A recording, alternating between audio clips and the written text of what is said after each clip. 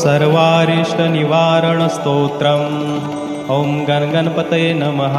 सर्वविघ्नविनाशनाय सर्वारिष्टनिवारणाय सर्वसौख्यप्रदाय बालानां बुद्धिप्रदाय नानाप्रकारधनवाहनभूमिप्रदाय मनोवाञ्छितफलप्रदाय रक्षां कुरु स्वाहा। ॐ गुरवे नमः। ॐ श्रीकृष्णाय नमः। ॐ बलभद्राय नमः।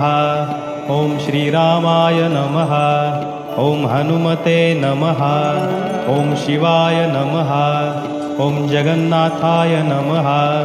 ॐ बद्रीनारायणाय नमः। ॐ श्रीदुर्गादेव्यै नमः। ॐ सूर्याय नमः। ॐ चन्द्राय नमः। ॐ भौमाय नमः। ॐ बुधाय नमः। ॐ गुरवे नमः। ॐ भृगवे नमः। ॐ